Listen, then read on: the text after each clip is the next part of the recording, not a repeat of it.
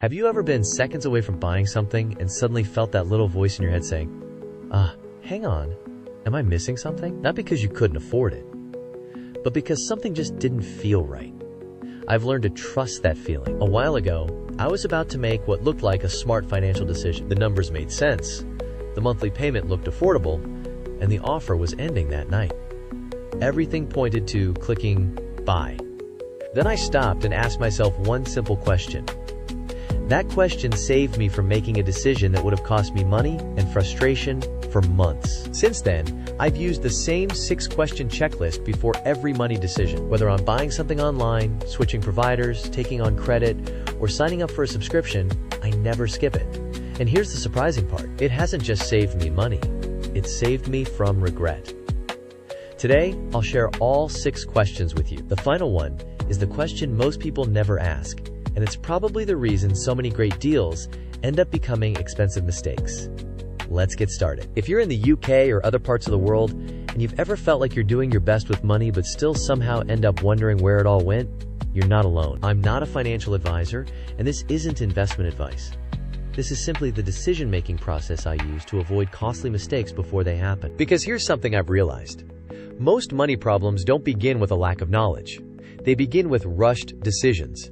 A countdown timer, a payday buzz, a friend recommending a deal, a message saying, last chance. When emotions speed up, good judgment slows down. That's why every decision starts with the same first question. Question 1. What future problem could this create? Most people think they make money decisions. They don't. They react to money situations. A flash sale pops up. You get paid. A retailer tells you there are only 2 hours left. Your washing machine breaks. Your brain immediately starts searching for the fastest solution. And that's completely normal. But reacting isn't the same as deciding. So before I spend a penny, I do something incredibly simple. I pause. Not for 10 minutes. Not until tomorrow. Just 90 seconds. Then I ask myself one question. What future problem could this decision create? Notice what I didn't ask. I didn't ask, can I afford it? Because affordability is only part of the story. Maybe you can afford today's payment. But can you afford the subscription you'll forget to cancel? The interest if something goes wrong? The stress of another direct debit leaving your account every month? The hassle of trying to cancel a contract you no longer want? That single question forces you to think beyond today's price and into tomorrow's consequences. And that's exactly where better decisions begin. These days, I use this pause for almost everything. Ordering takeaway, buying new gadgets, starting free trials, switching services. Sometimes I still go ahead with the purchase. Sometimes I don't. But now the decision is intentional, not emotional. If you've never tried this before, test it on something small this week. You might be surprised how differently you think after just 90 seconds. Now here's the interesting part. Even after you've paused, even after you've spotted the future risks, you can still make the wrong decision. Because most people only look at one number, the checkout price. And that's where question 2 changes everything. Question 2. What's the true total? Whenever you buy something, there are usually 2 prices. The price you see today, and the price you discover later. Most people only ever look at the first one. I call the second one the true total. Before I spend any money, I ask myself 4 quick questions. What do I pay today? What will I pay later? What could this cost me if I change my mind? And what opportunities am I giving up by spending this money now? Let's make this real. Imagine you're switching broadband because you've seen a cheaper monthly deal. At first glance, it looks like an easy saving. But then you look closer. Is there a setup fee? How long is the contract? What happens when the promotional price ends? Are there exit charges if you move or change your mind? Suddenly, the cheapest option isn't always the cheapest. The same applies to phone finance. A £30 monthly payment doesn't sound too bad. But what's the total you'll pay over 2 or 3 years? Will you still be paying for today's phone after you've already started wanting the next one? Or think about buy now, pay later. The attraction is obvious. Pay nothing today. But that's only half the story. The real question is, what happens if life doesn't go according to plan? I learned this lesson when I nearly signed up for a subscription that looked like an incredible bargain. The first payment was tiny. The offer looked too good to ignore. But before I clicked confirm, I did my true total check. That's when I noticed the price would increase after the introductory period. It renewed automatically. And canceling wasn't exactly straightforward. At that moment, I realized I wasn't buying a cheap subscription. I was signing up for a future headache. So I closed the page, and I haven't regretted it once. Here's what I've discovered. The smartest financial decisions aren't always about spending less. They're about understanding the full cost before you commit. But even knowing the true total isn't enough. Because money isn't just about numbers. It's about timing. And that's the next question I ask before every financial decision. Question 3. Does this fit my month? Let me ask you something. Have you ever bought something, felt perfectly fine about it, and then a few days later looked at your bank account and wondered, how did my balance drop so quickly?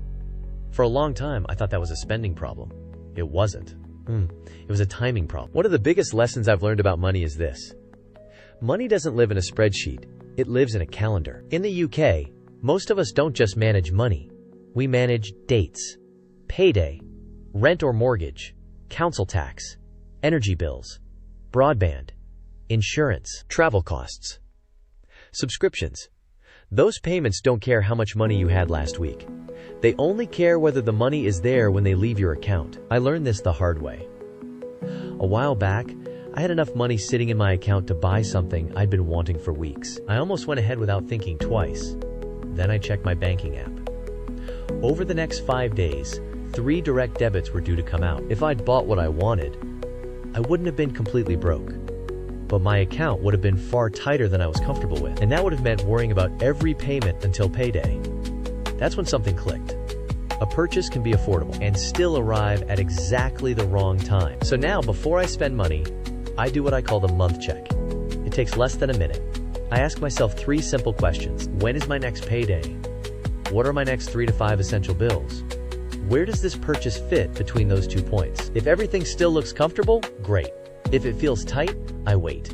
Not because I can't afford it forever, because I might not be able to afford it comfortably this week. That small delay has saved me from unnecessary stress more times than I can count. And here's something worth remembering. Most overdrafts don't happen because people are careless. Many happen because income and bills simply fall out of sync. Fix the timing, and you'll avoid a surprising number of financial headaches. But there's another problem. Sometimes we know the timing isn't ideal, yet we still convince ourselves we have to buy now. And that's where the next question has completely changed how I make decisions. Question 4. Is this urgent? Or does it just feel urgent? This might be the simplest question on the list, but don't underestimate it. It's probably saved me hundreds of pounds over the years. Whenever I feel pressure to spend money, I stop and ask myself, is this actually urgent? Or does it just feel urgent? Because those are 2 very different things. A genuine emergency is something that can't reasonably wait. Your boiler breaks down in the middle of winter. Your car needs repairing so you can get to work. A household appliance you've genuinely relied on suddenly stops working. Those situations need action.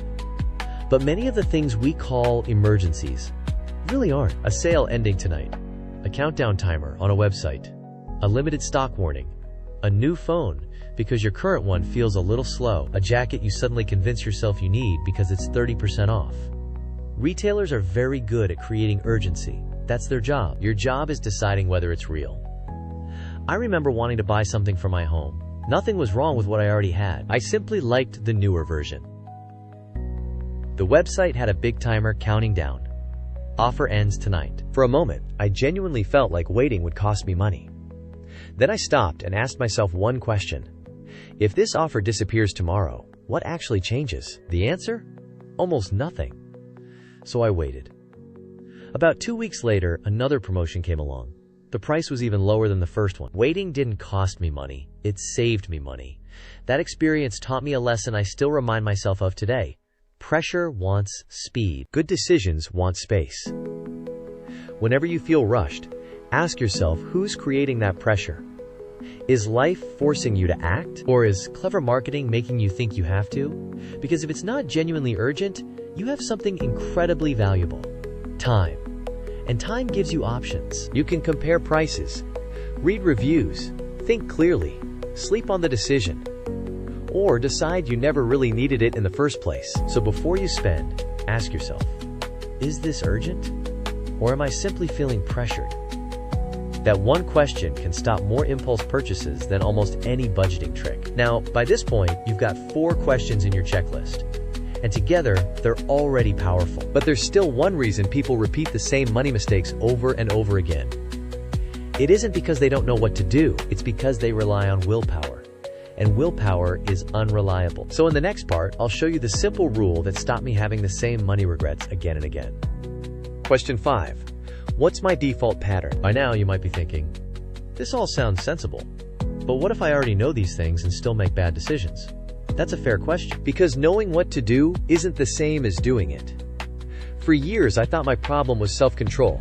I'd tell myself, next time, I'll be more disciplined. But next time usually arrived when I was tired, busy, stressed, or convinced I deserved a little reward. That's when I realized something important. Most money mistakes aren't random. They're patterns. And if you don't change the pattern, you'll keep getting the same result. So instead of relying on willpower, I created simple rules for myself. I call them if-then rules. The idea is simple. Before the situation happens, decide what you'll do when it happens. For example, if I get paid and feel like treating myself, then I check my upcoming bills before I spend anything. If I see a limited time offer, then I wait at least 24 hours before making a decision. If I'm tempted to finance something, then I calculate the total amount I'll pay over the entire agreement. If I'm stressed and feel like buying something to feel better, then I go for a 10-minute walk before opening my banking app again. These rules aren't complicated, but they remove the negotiation. Because when you're emotional, your brain is brilliant at making excuses. It's only this once. I'll make the money back. It's a bargain. I deserve it.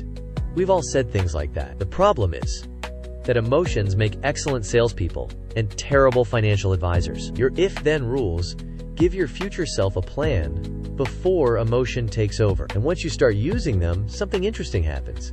Good decisions become automatic. You stop relying on motivation. You start relying on systems. And systems almost always beat willpower. Now we've reached the final question. This is the one that completely changed how I make money decisions. It's simple. Most people never ask it, and yet it can save you from months of frustration. Question 6. If I hate this in 30 days, how easy is it to leave? Whenever I buy something that involves an ongoing commitment, I ask one final question. If I hate this in 30 days, how easy is it to get out? It sounds obvious. But most people only think about signing up. Very few think about leaving, and that's where expensive mistakes often begin. The real cost of a decision usually doesn't show up on the day you buy. It shows up later, when you try to cancel, when you discover a notice period, when the promotional price ends, when you're locked into a contract, or when customer support suddenly becomes impossible to reach. Before I agree to anything recurring, I check a few simple things. Can I cancel online? Am I tied into a minimum contract? Will I pay a fee if I leave early? When does it renew? How much notice do I need to give? If those answers are difficult to find, boo! That's a warning sign, because companies are usually very clear about the things they want you to know. If leaving isn't clear, I slow down. Years ago, I would have ignored that. I'd tell myself, I'll deal with it later. But later usually arrived when I'd forgotten all about it. By then, another payment had already left my account. These days, I look for the exit before I walk through the entrance. And that one habit has saved me more money and more frustration than almost anything else I do. Here's the biggest lesson I've learned. The best financial decisions aren't always the ones that save you the most money today. They're the ones that give your future self the fewest problems tomorrow. That's why this checklist works. Not because it tells you what to buy, but because it helps you avoid decisions you'll regret. So before your next money decision, ask yourself these 6 questions.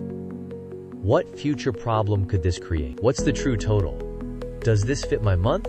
Is this urgent, or am I just feeling pressured? What's my default pattern, and what rule have I already decided to follow? And finally, if I hate this in 30 days, how easy is it to leave? You don't have to answer them perfectly.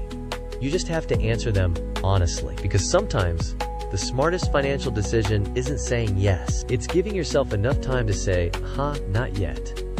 If you found this helpful, I'd like to leave you with a challenge. The next time you're about to spend money, whether it's £10 or £1, pause for just 90 seconds and run through these 6 questions. Then come back and tell me what happened. Did you still buy it? Did you delay it? Or did you realize you didn't need it at all?